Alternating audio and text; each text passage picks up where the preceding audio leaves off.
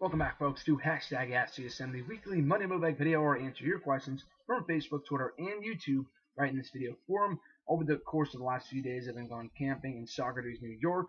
So until actually after Battleground, that actually just dawned on me that I had to put up a question. I had asked people from Facebook and Twitter for their questions for this week's video. And because it was after Battleground and everyone was on social media last night, I just got an outpour of questions all at once. And usually I have to ask on Twitter like 3 or 4 times to get a good amount of questions. Usually I ask on Saturdays and Sundays over the course of the day. I only had to tweet out the link once for people to get to send in questions. So that's pretty amazing. So we got a lot of great questions this week. Probably the best batch in a while. Don't know how long this video will be. You probably already know when you're going into this, but let's see how far this one goes. The first 2 questions come from Jose C. He sent in the first YouTube question last week and sent in another 2 this week. Both are a bit long-winded, but we'll try to get through most of it. His first question was, why does John Cena get so much heat when Hulk Hogan, The Rock, Stone Cold are so loved and don't wrestle mostly? Stone Cold mostly punches and kicks. The Rock has the same moves that would not really knock a person out, and Hulk Hogan has every match. It's a bit like weirdly worded here, so I'm sorry if I'm botching any of this. With every match powering up, or ends every match powering up. Maybe that's it. Is it because he was never heel like them? I'm curious why they are loved and Cena is not. Is it because he can't wrestle and none should be loved as they are now? This has been a very popular question why Cena is as hated as he is. It's the same shtick. I mean, Hulk Hogan, he had the Hulkamania thing going for as long as he did. He was a baby face for probably longer than John Cena during the course of the 1980s and into the 1990s before turning heel in WCW, of course. But why did people love Hulk Hogan for that long and never get sick of him until the end? It was a completely different time. That's as best as I can probably put it. It's not because he's a terrible wrestler for John Cena. I personally think that John Cena is a very good to great wrestler. If you don't believe me, and I know you can say that he carried his opponent or the opponents carried him, but after amazing matches with the likes of Daniel Bryan, CM Punk, Cesaro, he's had a couple of good matches with Randy Orton here and there. The opponents, Shawn Michaels, the amount of amazing matches that John Cena has been in. He's been in almost a match of the year almost every single year over the last number of years. So that being said, John Cena can wrestle. I think those rumors or those discussions have been put to rest for years now, in my opinion anyway. People don't hate him because he can't wrestle. It's because it's been the same shit for the last 8, 10 years, 12 years, or whatever it's been, since he first won the title in 2005. So that's probably why he is as hated as he is. I mean, I'm not a John Cena fan, and I hate the persona, and I hate the fact that he's been on not been on top for so long, but he hasn't changed it up at all in the last 10 years. I'm not a hater of John Cena the person. I think that pretty much goes for a lot of people. They don't hate John Cena, and just some people wish he would die and get injured. That's a bit uncalled for. The Rock and Stone Cold, I think that's pretty self-explanatory why they are loved much more than John Cena is. They switched up their gimmicks. They were entertaining. They pushed the limit. They pushed the envelope during their time in the Attitude Era. That pretty much goes without saying. Hulk Hogan, I can see the similarities there, but it was a completely different time. And why is he still loved now as he was back in the 1980s and 1990s? And he did turn heel, of course. But why is he still loved now? Because he's a legend. If you look back at every legend, every WWE legend that comes back, whether it be Ted DiBiase, Dusty Rhodes, Sergeant Slaughter, even IRS, all of them are loved. I can't name, it's hard to name. I can probably name on one hand all the heels, legends that there are in wrestling today. Because all the legends that come back, they're all beloved. They're all baby faces. So it's really hard to turn heel when you're a legend. I remember Dusty Rhodes tried doing it a couple of years ago and it flopped. It was a one-night thing. The next time he came back, he was a baby face because it just doesn't work. It doesn't work in today's age. His second question was, when do you think we will see the next great African-American or let's say Middle Eastern or Mexican big name, not Kenta, you put in parentheses, in WWE? I see potential in Titus O'Neil, but he's not used correctly as a powerful threat. Why do you think it is that other races haven't made it big in a while, probably in the WWE is what you're talking about? And is there any in WWE now that you can see making it to the main event scene or close to it? Titus O'Neil, it's funny that you mention him because I see a lot of people, and I haven't seen this for a number of years now, that people say he's the next big thing, he's the next world champion. I love Titus O'Neil. I love the primetime players, but I think at this point, and he does have potential as a singles superstar, but at this point in time, they have done nothing with Titus O'Neil, and it just makes me angry. And like I said, I'll get to this in a second, but they've completely wasted him. I'm probably in the minority on this one.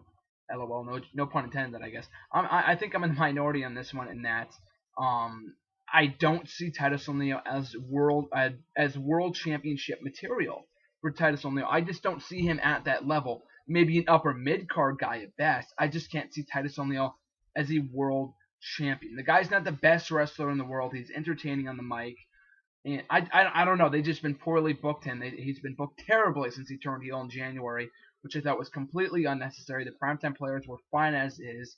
They were great as babyfaces, great as heels. There was no need to split them up. So the fact they split those guys up was unnecessary, and it really sucks to see him being wasted. But in terms of the next African American, Middle Eastern, or Mexican name, Middle Eastern name, I can't. Is there anyone from the Middle East currently in WWE? Like Muhammad Hassan comes to mind. I mean, he wasn't even Middle Eastern. I mean, he's character-wise, but that was 10 years ago. Big Mexican name, the next big Mexican name in WWE. They tried to prime Sin Cara as next Rey Mysterio. Same thing with Del Rio. Both of them flopped. Del Rio or Sin Cara more so than Del Rio. They hyped up that big signing, and he never learned fucking English, and that was a complete bust from the start. Del Rio, they tried turn babyface for a while, and that completely botched, and he's doing next to nothing right now. However, one Mexican name, one luchador wrestler currently in NXT that I could see being a top star, maybe not world champion, but being the next big Mexican name in WWE, and I've said this in the past here on the show, but Jesus Christ, what's his name? Kalisto. I almost said Kenta. They both begin with K. Kalisto. You watch his work down in NXT. The guy is great in the ring, very fun to watch wrestle, and he knows English. The guy can cut a promo, not a CM Punk or a Rock promo by any means, of course. That goes without saying. But the guy can talk. He knows English, and I think he could very well be the next Rey Mysterio. And you can never be the next someone. I've said this multiple times in the past, but he can be the next big Mexican name in the WWE. And in terms of African Americans currently in WWE being the next big guy, I'm not going to comment on the racism issue in WWE. The fact that all the current black wrestlers in WWE are being treated as enhancement talent, why that is, I have no idea. That's been asked here on the show before. I have no idea. I can't answer that. I think it's wrong. I'm not saying Kofi Kingston should be world champion right now, but the fact they're all jobbing to Rusev is just mind-boggling to me. And I know Kofi Kingston has gotten a bit of a push over the last number of weeks, but I think it's more to de-push Cesaro than it is to push Kofi Kingston. I don't think they have any plans in mind for Kingston. Big E being treated as enhancement talent. O'Neal, same thing. Xavier Woods, R-Truth, same thing. So I can't tell you why they're doing that to all the current black wrestlers in WWE at the moment. But of those guys, who can I see being the next big name? Big E was well on his way to being a top guy in WWE before they botched his push as IC champion. Kingston, I mean, he's a mid-card guy for life at this point. He's branded as mid-card guy for life. There's really nothing that can change that. He's just got that mid-card stench on him because he's been treated this way for so long that there's no way that people can see him as being anything more. Titus O'Neil, my thoughts on him are already well established. So I don't know why that is, but the next big name that isn't, like a typical white guy, I guess is what you're talking about, Kalisto comes to mind from NXT. Jared J, his question was from Facebook, does Bray's lack of wins on pay-per-view hurt him? So I'm guessing this is kind of stemming off from his loss to Jericho at Battleground, which I was not surprised of, and I was actually pretty content with, if only because Jericho comes back, he loses a lot of matches. I'm not saying he loses every match, because you go back to his 2013 run, he won a lot of matches, more so than his 2012 run, I think that goes without saying. And he won a lot of matches, not big-time matches, but he did win a handful of good matches. But the problem with his feud with Fandango, yes, he lost him at WrestleMania, but he won the feud in the end, and Fandango is a joke now. I'm not saying he's a joke because he lost to Jericho at Extreme Rules last year, but Fandango probably should have come out in that feud in the end, should have come out of it victorious and on top, and he didn't. So maybe that's what hurt him, and the injury, the concussion, or whatever he suffered was obviously a factor as well. But this feud with Jericho. Jericho needed one big win. He can't come back and lose. I know he won that match with The Miz, but that's not technically considered a big win. He needed a win on pay-per-view. So now when Bray Wyatt does beat him at SummerSlam or Night of Champions, whatever it may be, it's going to be considered maybe not monumental, but a big victory. Jericho, a former 6-time world champion, the first ever undisputed champion, 9-time Intercontinental champion, record-breaking, a future WWE Hall of Famer. It will mean something when Bray Wyatt eventually does beat Chris Jericho, whether it be at SummerSlam or Night of Champions. I'm hoping it's at SummerSlam. I don't know if the feud wraps up there or at Night of Champions, like I said before. I'm going to just move over here so I'm centered in front of the camera. So I'm glad that Jericho won. I'm glad that Jericho won at Battleground. I don't think the loss hurt Bray Wyatt. I didn't expect it to come in that fashion. Jericho hit the code breaker and he won 1, 2, 3. I'm glad he didn't make him tap out, but I expected him to win maybe via DQ or via a roll up or a small package. Not just a code breaker 1, 2, 3. I thought that was a bit surprising. But that being said, though, I don't think it hurts Bray. He's one of those guys, and I'll get to this in a little bit. Someone else asked this question that he doesn't need a championship. He doesn't need a lot of wins. And, this is being taped before Raw, but he can go out on Raw the next night, cut a great promo. People forget all about it. As long as he looks strong in defeat, that's all that really matters, and he did last night. He did in his matches with John Cena, maybe not more so at WrestleMania, but at Payback when they had that last man standing match. He looked good in defeat for the most part, except for that lame finish when Cena was standing atop of him. That was a bit stupid, but at least Jericho, he's back to put over Bray Wyatt. That's the end game, so let's not start speculating that Bray Wyatt is being poorly booked because he lost so many matches. Money in the Bank is different because that was like an 8-man matchup. He shouldn't have won that matchup anyway. It was far too soon for him to win the title. And at Payback, you knew that he was going to lose to John Cena because Cena always has to come out on top in his feuds. So I don't think they hurt Bray Wyatt as long as he doesn't garner a lot of them like Ryback did. Like if when Ryback lost a few matches on pay-per-view, they could have easily, fixed that by having him win at Royal Rumble or Elimination Chamber or at the very least WrestleMania against Mark Henry. And why he lost that match is still a mystery to me to this day. But no, I don't think it hurts him. He's got great mic skills that people can just forget about it by the next night. I'm not saying he should lose every pay-per-view match he's involved in, but I'm not saying it's detrimental to him right now for him to be losing every single matchup that he's involved in on pay-per-view, because I'm pretty sure, I'm pretty, like a 99% confident that he will be defeating Jericho at SummerSlam next month, and definitely will be ending this feud victorious, because that's just the kind of guy that Jericho is. Jared's next question was, when do you believe the Ascension are going to debut on the main roster? As I tape this, it could very well happen tonight on Raw. I think the Usos winning and coming out victorious against the Wyatt family at Battleground was a shocker to me. I did not see that happening. I was in the majority in that I thought the Wyatt family would take the tag team titles. Otherwise, why would you hold a rematch in the first place? Don't get me wrong, I'm not complaining because that was an amazing matchup and one of the best tag team matches in a long time. Great stuff from the Usos and the Wyatt family. With that being said, though, when is the Ascension going to debut? I've been penning for this for a long time now. I think the Ascension are ready. They've been in NXT for 2 years now. Maybe not the current incarnation of Victor and Connor. And they had Kenneth Cameron. He was, of course, a part of that when they first started up in NXT 2 years ago. But I do think it's time. I don't see any other potential feeds for the Usos right now in WWE since they're done with the Wyatt family. And hell, maybe the Wyatt family wins the tag team titles tonight on Raw. I have no idea. You guys are probably watching this after the fact, so I have no idea, and you know better than I do. But of course, I think the Ascension should be the next feud for the Usos. I've said it on Wrestle Rant Radio a number of times. You can go back and watch the clip here on the channel from a few weeks ago. I think it'd be a good feud. The Ascension could maybe even take the titles from the Usos, because like I said before, there's no other substantial heel tag teams currently right now in the tag team division in WWE. The Ascension make the most sense. So I'm not saying it's likely that they debut tonight. I think it's very well possible. They've been teasing a feud with the Usos for a long time now. You go back on their Twitter, even as of last night, they were tweeting right after the Usos beat the Wyatt family. They were talking about them being the next challengers for the titles and be ready Usos and stuff like that. So I could see it happening tonight on Raw to build towards a SummerSlam match with tag team titles, which could be great. So hopefully it's either tonight or at some point within the next few weeks, because there's no one else for the Usos to feud with. Zach D, his question was, do you think The Miz will ever be a world champion again, or is he mid-card for life? Now, I know Miz said in his promo when he first came back, and I'm a major Miz fit, but I'm going to try not to be biased here, But he said in his promo, I will not stop until I'm main eventing WrestleMania once again. 99% sure, despite being a major misfit, Miz will never be headlining WrestleMania again, or headlining, main eventing, whatever. He will never be in a marquee match at WrestleMania again. I would love it if he was, being the misfit that I am, like I said before. I just don't see it happening.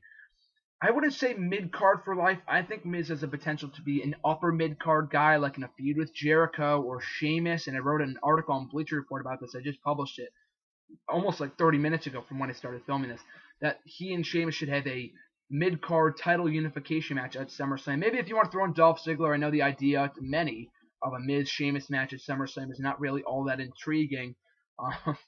But that being said, though, maybe you could do the triple threat match, but Miz, I think, should win that match. If not Dolph Ziggler, then the Miz. I think Sheamus does not really benefit all that much from that. The Miz recently came back with the new gimmick, the new look, new everything.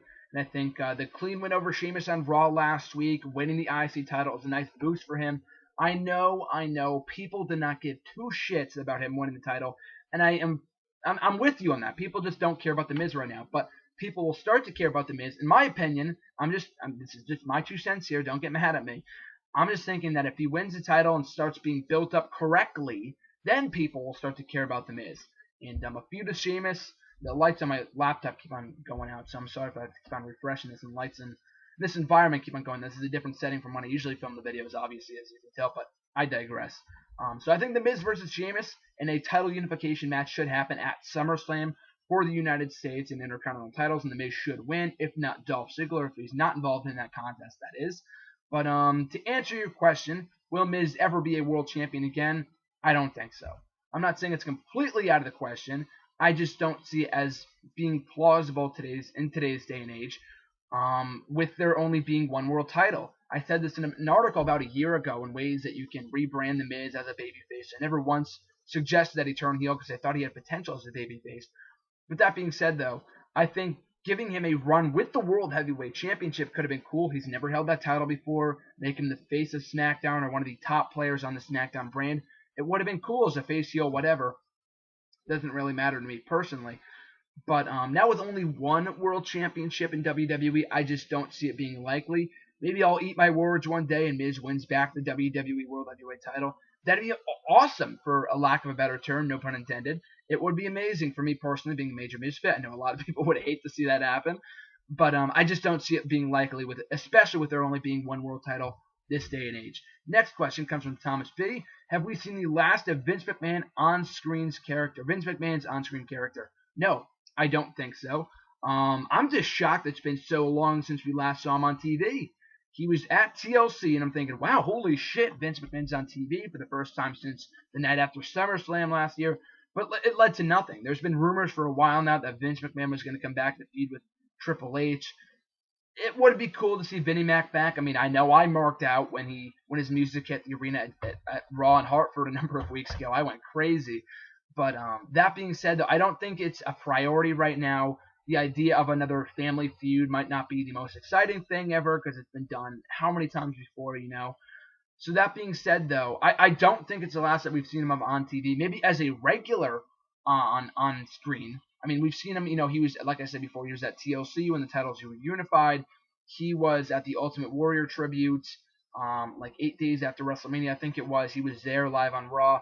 So that being said, I think we could be seeing him on TV at some point soon. Maybe not at any point in the near future, but Vince McMahon's on-screen character is bound to make a comeback. I know after WrestleMania 26, after he was beaten by Bret Hart, they were saying, oh, that's the end of Vince McMahon on TV.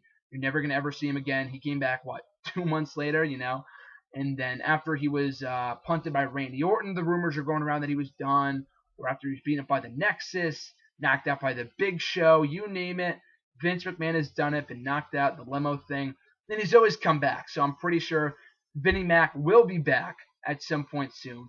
Next question comes from Andre G. What are your top 5 dream feuds? Very good question. I mean, there's multiple, and there's probably more that I'm not going to list here. I just named the top 5 that came to my head. But Sting Taker is obviously number 1, I would think. That's been a dream match that has been fantasized by fans for years, probably well over a decade, and we could even possibly be seeing it come to fruition as of WrestleMania 31. I'm not saying it's a lock, but Sting will more than likely be wrestling at that event. I can all but guarantee it. After it's been a rumor that he's signed with the company, the commercial, the merchandise, everything, all signs are pointing towards Sting signing with WWE. Not as a active competitor competing on Raw, SmackDown, NXT, Superstars main event. No, he shouldn't do that. He won't do that. Just a one-off match, if not two-off match at WrestleMania next year. Maybe at SummerSlam. I don't know. Not this year, of course, but definitely at least one match at WrestleMania 30 next year. It could be awesome, and I look forward to that. So Sting Undertaker is my number one dream feud. Like I said, the rest of these were just kind of off the top of my head. I just didn't really have much time to come up with many dream feuds, but these are ones that I've been fantasizing about for a long time, dating back years. CM Punk and Kurt Angle, two of the very best in the world. I know Punk is retired. Kurt Angle's at the end of his stick over in TNA. And this is a feud that could have worked a couple of years ago, especially when Kurt Angle was maybe not in his prime, but he was in better shape than he is right now when CM Punk wasn't, gone from the company.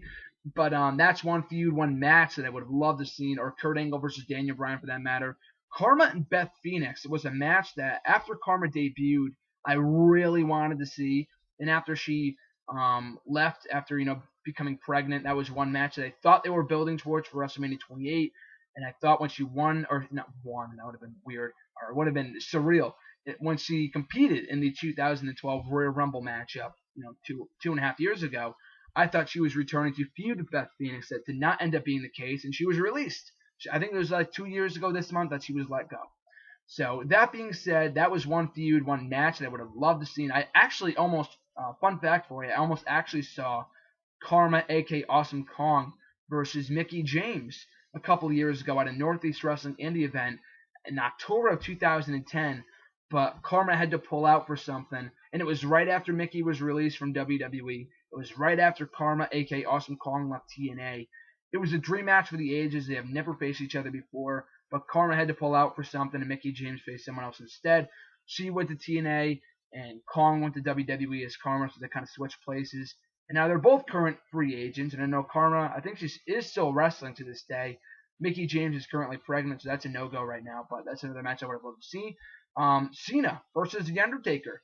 I don't know about the feud, but the match at WrestleMania would have been epic, of epic proportions. I was talking to someone about this the other day. Cena versus Undertaker, the fact that it never happened to WrestleMania, I'm not saying it won't, even though the streak is over, but even when the streak was on the line, I think they left a lot of money on the table by not doing that matchup, Cena and Undertaker, at WrestleMania, whether it be 30, 29, 28, 5 years ago, whatever. They never did the matchup. One feud they never did. I was disappointed. Two of the biggest icons in WWE history never clashing at WrestleMania. Missed opportunity in my opinion, but that would have been a dream feud of mine. And last but not least, CM Punk versus Stone Cold Steve Austin. Rumors of this matchup happening dating back even before the whole Punk pipe bomb and, the whole second coming of Steve Austin. You go back to his Straight Edge Society days when Punk, I think it was on the 900th episode of Raw, that bomb of a show, that flop of an episode, when Punk was trash talking Austin, the music hit, people thought it was Austin, Punk's reaction was priceless, crowd goes crazy, and it was Punk just trolling the fans. It was great. But people have been fantasizing about that matchup for a long time. It was one of the featured matches in WWE All-Stars a couple of years ago. And I don't think that matchup has as big of a possibility happening now, seeing that CM Punk is now currently gone, and as each year passes, the chances of Stone Cold returning to the ring are slim to none. And by this point, I don't think he is. But that was a match, and Austin has said on occasion, he has said this in every interview that I've seen from him, who's one guy that you would have liked to work with? CM Punk. The gimmicks match up perfectly. I think Punk would carry him to a great matchup. But that was another feud that I would have loved to see, or I would love to see. If it does come to fruition, don't think it will, but that's a dream feud of mine. That's what makes it a dream feud. Next question comes from Justin G. His question was, what do you think of the thought of Corey Graves and CM Punk as a tag team? Do you think that it could be a top 5 tag team if used well? Funny that you mentioned that, because I know I'm not the only one in this saying this, and I know a lot of people have made this comparison before, but Corey Graves reminds me a lot, in a hybrid of these two superstars, of Jeff Hardy and CM Punk. He's got the Punk-like attitude, no pun intended, of the straight edge superstar of CM Punk, but he's also got that cool boy look, that that bad boy look that the girls like like Jeff Hardy, you know, that extreme kind of look and that badass persona, you know what I mean? Big Corey Graves fan. It's a shame that he might be retired due to concussions, which is, you know, just mind blowing to think about. Thinking, you know, knowing the guy's like, what, 20, 30 years old and he's still in his prime. I mean, the guy was having the hell of the run of his life before he got injured. I'm going to see with Sami Zayn and Adrian Neville, so it sucks that he was ever injured. It looks like he might be sidelined forever for good, indefinitely. So, like I said, that sucks. Maybe not CM Punk in his current incarnation, maybe a couple of years ago or when Punk first got started. I see like the early Punk and that form of Corey Graves and Corey Graves, that early long-haired CM Punk. But CM Punk, you know, being, you know, or was being a top star. I mean, his departure from the company is pretty much official as of right now. But, you know, Punk being a, you know, a main event level guy and Graves, I'm sorry, being a rookie, it kind of feels. I mean, the two gimmicks, you put those together, the tag team could be awesome.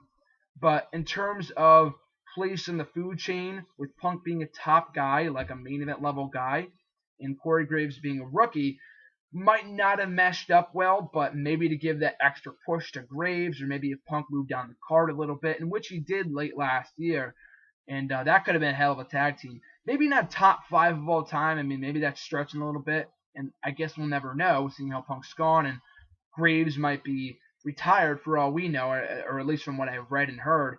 But yeah, that could be an amazing dream tag team, or Graves and Jeff Hardy for that matter. I'm not saying Jeff Hardy's ever going to make a return, but it would be a cool tag team nevertheless. Ross S., his question was, what are your thoughts on the British talents in WWE? Love all of them. I mean, maybe I'm being biased here because I am part English, but from Adrian Neville, Paige, Wade Barrett, William Regal. I mean, I love all the British/English talents in WWE. I'm not going to say, you know, the English talents and then include Sheamus in there. No, I'm not going to do that, but in terms of British talents, I know they got rid of Mason Ryan a couple of months ago, Drew McIntyre last month, which sucked.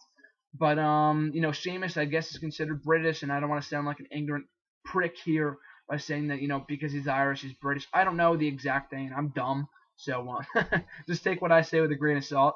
But if you can't include the Irish in the British category here, and like I said, I'm stupid, but even still, Sheamus is extremely talented, former multi-time world champion, including him in that group of wrestlers and all that he's done for the company.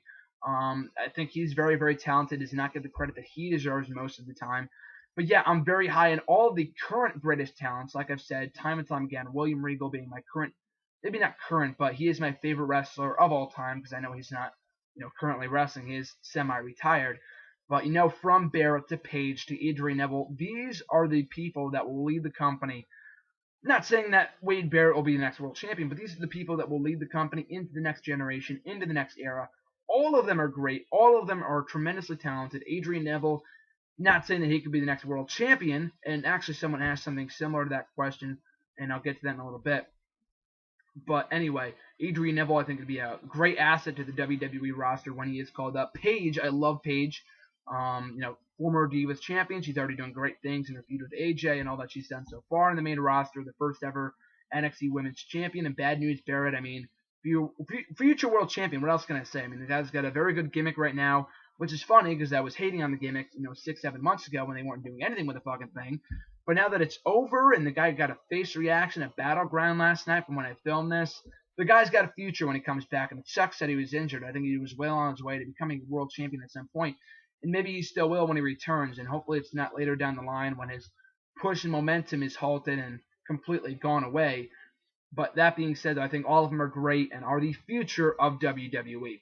Now time for the Twitter questions. At Cole Kababa, his question was, how does Wyatt move forward now after the result of his match with Jericho?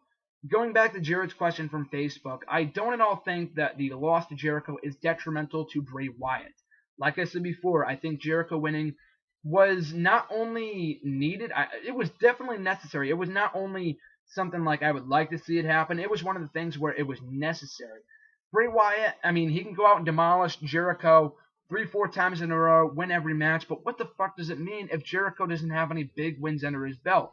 Yeah, you can argue, yeah, the guy's a former 6-time world champion, one of the biggest stars in the business today, future world champion. You can name up all his accolades, but what the hell does it mean when the guy can't win a match in 2014, or a big marquee match, that is? So, like I said before when I answered Jared's question, I'm completely content with Jericho winning that matchup. If anything, I'm glad he won, because now it pretty much ensures that Bray Wyatt will win at SummerSlam, Night of Champions, whatever, and will end the feud victorious. You know for a fact that Jericho was not leaving without putting Bray Wyatt over in a big way and ending this feud with with Bray Wyatt on top.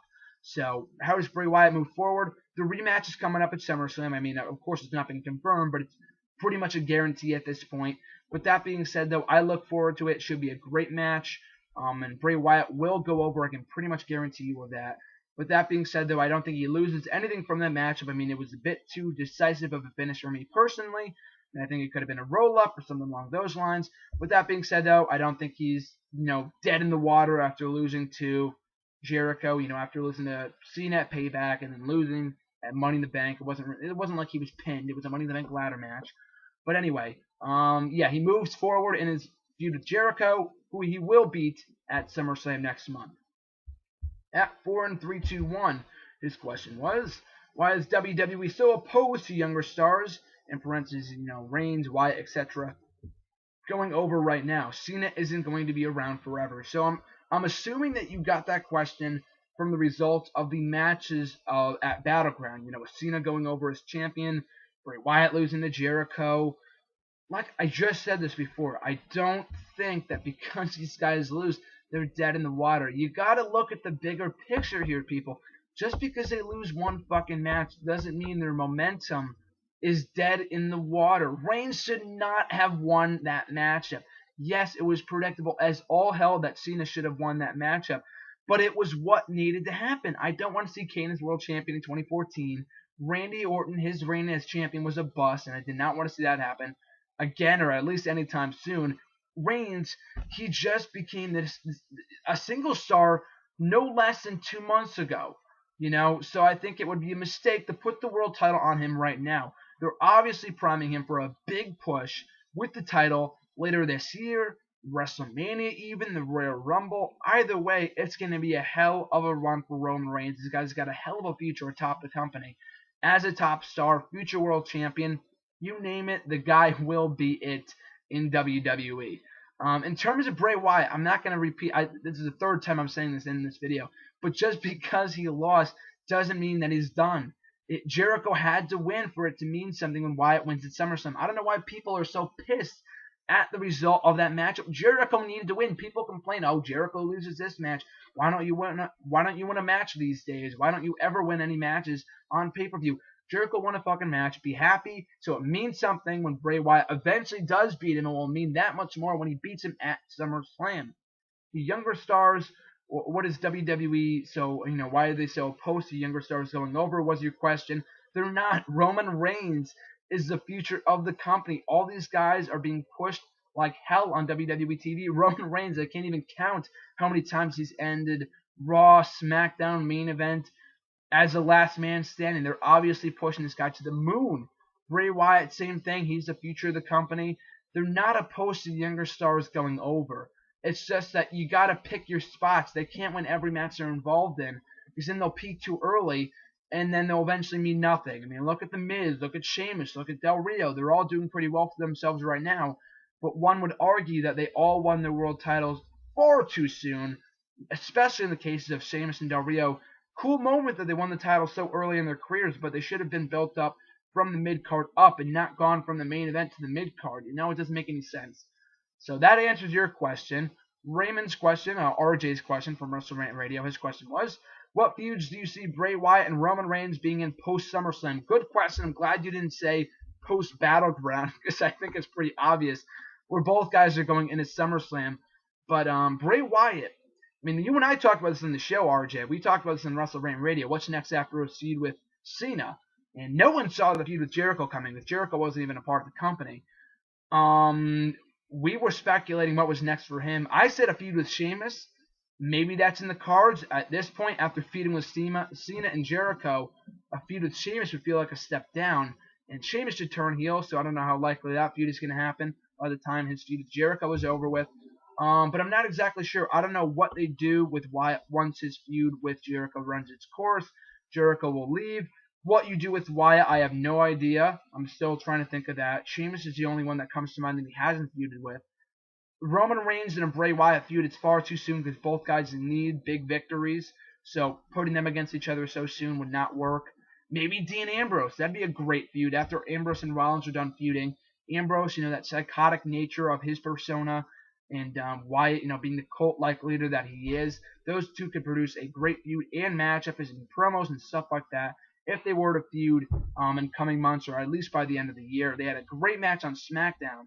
I think a couple of months ago it was a Money in the Bank qualifying match.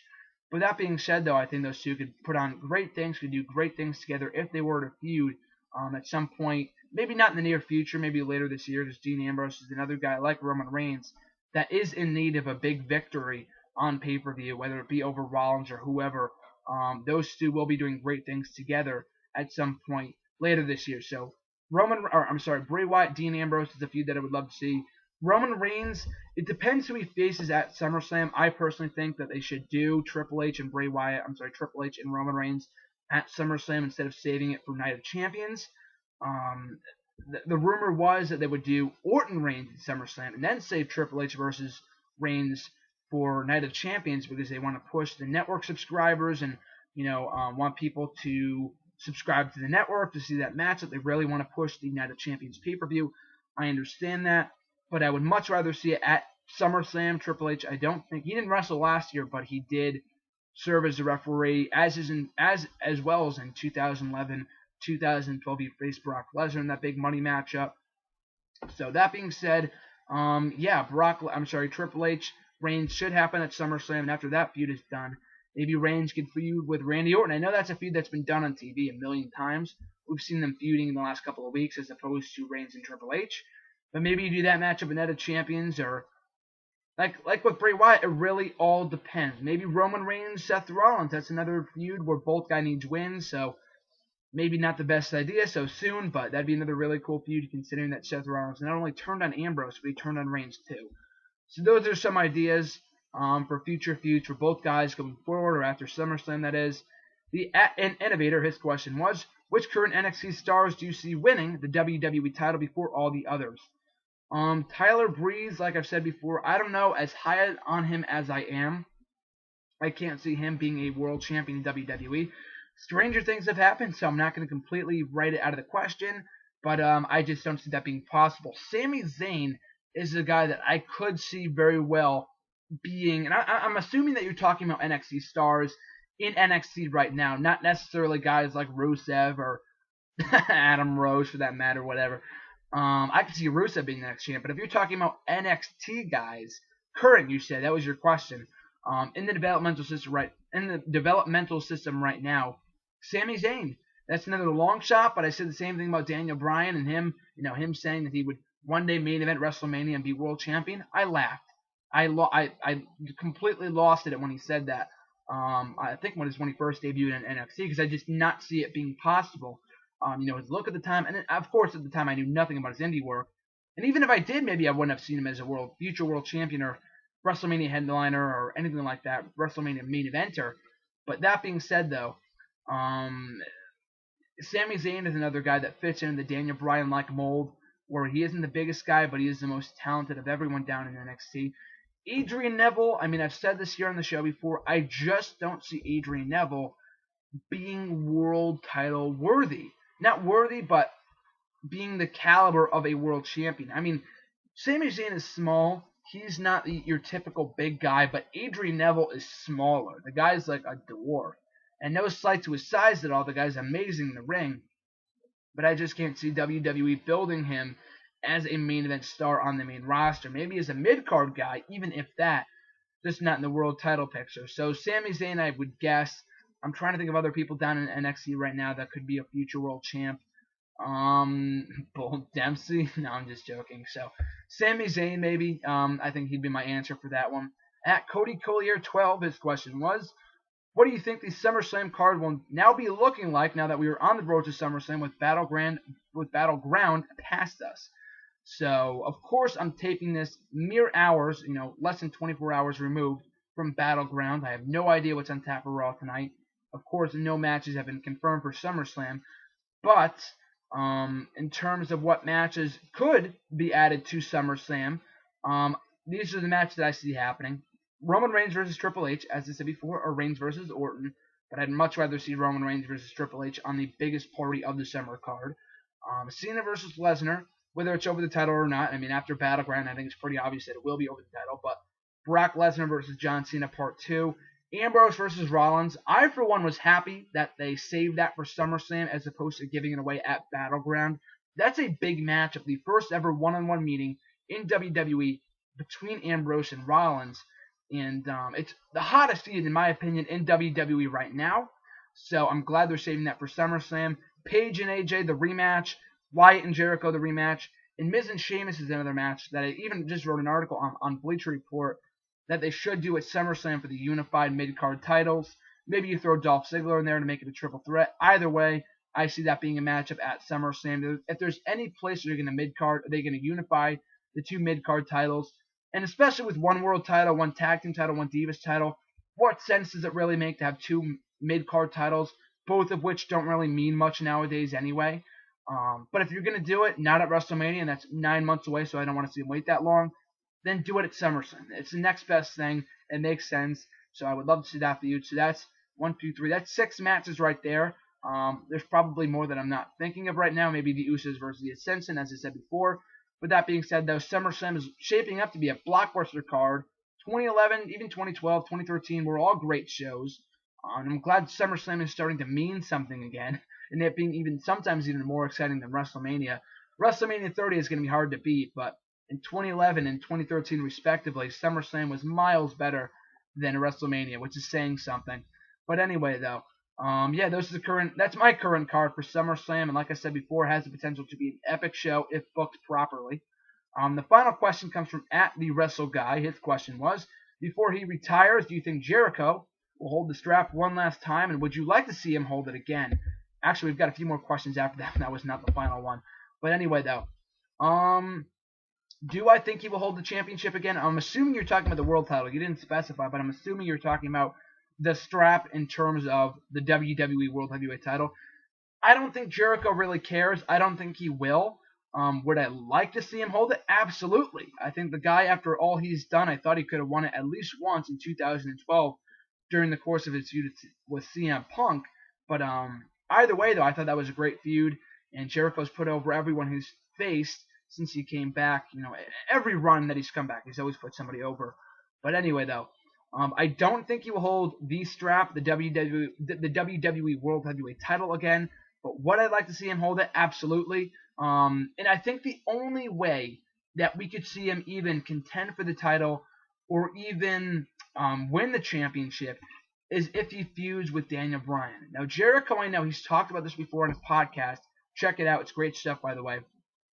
Talk is Jericho on Podcast 1. He said this before, that he originally called WWE earlier this year going into WrestleMania saying, what do you got for me? I would like to feud with Bray Wyatt with Daniel Bryan. And they said they had plans for both guys, so that was not a possibility. But that being said, though, I think Daniel Bryan versus Jericho, with Jericho saying, I mean, I don't know if Daniel Bryan will ever win back the world title. I think he personally will. I personally do think he will eventually at one point. But that being said, though, if Daniel Bryan, and when he wins back the WWE World Heavyweight title from Cena, Brock Lesnar, whoever, then you do Bryan versus Jericho, and Jericho can say, hey, I'm the first ever undisputed champion. I deserve to be holding this title. You maybe even turn Jericho heel, or you do a face versus face matchup, whatever. Maybe even at WrestleMania next year. That'd be amazing. And the matchup, first of all, would be great. That goes without saying. The feud could, basically writes itself. Because Jericho hasn't been in the title hunt for a long time. His last world title run was, I think, 4 years ago, in 2010. But, like I said, he's the first ever undisputed champion, so it basically writes itself. So, to answer your question, will he ever hold the strap one last time? I personally don't think so. Would I love to see it? Absolutely. At JGF Tweets, his question was, is the Battleground pay-per-view ever going to be good, or is it going to be the worst pay-per-view of the year every year? So, I understand that the reaction to Battleground was kind of hit or miss. I heard a lot of people say they loved it, myself included, and a lot of people say they hated it. First of all, I agree and disagree with you. I agree with you in the fact that Battleground was the single worst pay-per-view of 2013. I hated that pay-per-view. And definitely, I do agree that it was the worst show of 2013. Fun fact, that was the only pay-per-view I ever missed live, with the exception of Money in the Bank last month. But that was the first pay-per-view in, I think, 3 or 4 years that I did not watch live because I was busy. And I was like, fuck it, I'm not going to even bother watching this pay-per-view. It's going to suck. Watched it the next day, and it was terrible. But is it the worst pay-per-view of this year so far? Not at all. I think it was even better than Money in the Bank. I think it could have even been better than Extreme Rules or Payback. I thought it was a great show. Everyone's entitled to their own opinion. I'm not saying you're wrong for hating it, or anyone that hated it.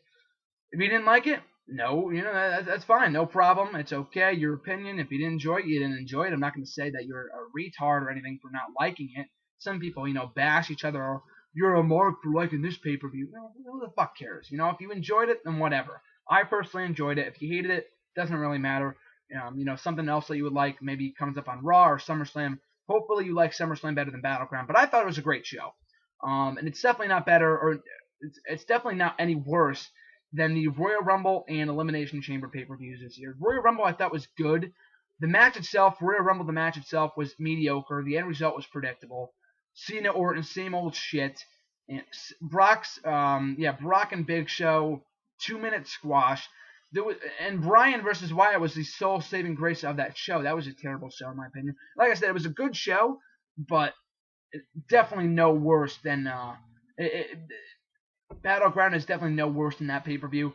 Same thing with Elimination Chamber. That met my expectations of being a mediocre show. So Battleground, I would not go so far as to say that this was the worst pay-per-view of the year. My opinion, better than Royal Rumble, Elimination Chamber, and Money in the Bank, definitely. But maybe even better than Payback and Extreme Rules, so maybe the second best pay-per-view of the year, right behind WrestleMania. My opinion, though. At Jared Bodel, his question was, do you think WWE should not allow Rusev and Lana to reference the Ukraine tragedy in their promos? Absolutely not. They should not reference that. Apparently, and I just got done reading this, that they did reference it, not directly, but they said that you should not blame Russia for all your current events. I believe Lana said that in her promo. I missed that. A lot of people missed that because I did not hear people talking about it when it happened or people being disgusted. I think the Washington Post wrote an article on it saying that WWE went too far. The same shit happened with Muhammad Hassan. They ditched that whole gimmick. And I'm hoping with Rusev, they got a great thing going with him right now. They don't ditch the whole thing.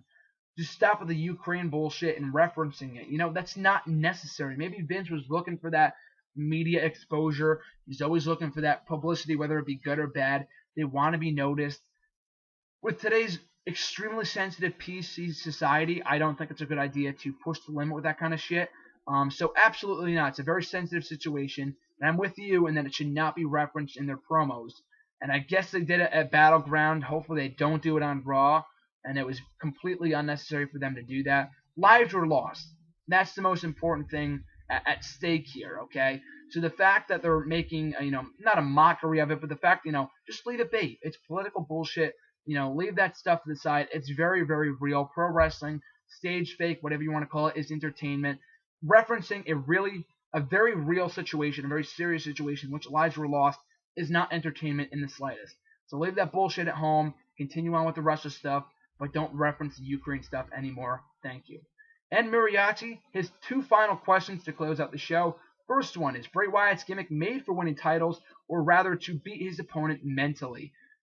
Definitely the latter. I said this before, but Bray Wyatt, he could carry a world championship. I'm not saying he can't, but he's a guy that does not need a title to get over. His mic skills, his gimmick in general, is basically made that he can get over without winning any championships. Like I said before, if he wins a world championship, good for him. It's cool. But he's like this generation's Jake the Snake Roberts, a guy that didn't win a single damn title when he was in WWE. Did he deserve to? Absolutely. But the guy never won a single title. Tag team, IC, world title, never won a single championship. Yet one of the best of all time in terms of psychology, in the ring, promos, a WWE Hall of Famer as of this year. So that being said, I think Bray Wyatt is this generation's Jake the Snake Roberts, and being a guy that does not need to hold the title to get over. So that being said, I definitely think in the latter in what you said, that he's a guy that is not made for winning titles, but rather to beat his opponent mentally, because his promos, matches, whatever, make up for it. Second question, what's next for Cesaro? His future looked bright after WrestleMania. Is it time to start writing Push to Punish Cesaro? No, it's not time to start writing that yet. I would give it a little bit longer. I almost did the same thing last year after he lost the U.S. title and they was doing the fucking yodeling bullshit. But then he went on to be paired with Zeb Coulter and the Real Americans, and the rest is history. So I'm not gonna cut to the chase and start doing that article right now. I'm not gonna waste my time doing that. I don't think it's necessary. Wait a little bit longer. By this time next year, if he's still in the same boat, then maybe. But right now, no. But anyway, for your question at hand here, I am in the boat. I am in the majority here. I mean, it's becoming clearer and clearer every single week. But I am in the majority that his pairing with Paul Heyman, it was a bust. I'm not saying it was the worst thing ever. The two are entertaining together. But that being said, I don't think it was necessary for him to be paired with Paul Heyman because you had an organic babyface turn coming out of WrestleMania that they didn't need to go back on by pairing him with Heyman. Because all it's done is, take him backwards. And everyone thought that all the losses that he took going into Battleground would lead him to winning the IC title. And he lost. He got fucking eliminated by Heath Slater. And I don't think it's a nice push for Heath Slater that they're going to start pushing him. It's just another way to de-push Cesaro. So why they're doing that, I have no idea. He's becoming the second coming of Curtis Axel from last year, who started out strong, but would become the second fiddle to Brock Lesnar or whoever the other Paul Heyman guy is, feuding with Paul Heyman's opponent. And it looks to be John Cena going to this year's SummerSlam. So that being said, I do think that his pairing with Paul Heyman should end sooner rather than later. He should turn babyface, go back and start using the swing again. And I don't think it's time to start writing Push to Punish on Cesaro, an article on that for Bleacher Report. But I do agree with you that his future was bright after WrestleMania, and it still is. But the guy is not. It's funny because Jack Swagger's more over than he is right now as a babyface, and you would think that'd be the other way around. But anyway, though, Cesaro, continue to push the guy. Just the whole thing with Paul Heyman has been a disappointment. Split the two up, have him embark on a babyface turn, maybe feud with Brock Lesnar, start to build him back up again. Don't have him lose so many fucking matches for no apparent reason. With that being said, though, Cesaro, future world champion. Just hopefully they don't ruin his momentum anymore by having him continue to lose matches. So that being said, that's going to do it for this week's #AskGSM video at 52 minutes. Holy shit. It's probably the longest video yet. I know I said that last week, but that was just under 50 minutes. And this week's video is almost a fucking hour. So that goes to show how great your questions were this week, whether it be from YouTube, Facebook, or Twitter. You guys are the best. Love you guys. Thanks so much for supporting the show. Without your questions, this show would be nothing. So thanks so much for always supporting the show by sending in your questions. Continue to do so by either leaving a comment below with your question for next week's video, finding me on Facebook, like the official page, Graham Jason Matthews. You can either leave a comment on the wall or leave a comment on the post that I usually put up on Sunday nights asking for questions, get the whole roundup of questions and whatever. And on Twitter, you can follow me and tweet me at WrestleRant with the #AskGSM to get your question on the show. So with that being said, folks, always appreciate the support. I'll catch you next week. And this is Graham Jason Matthews signing off.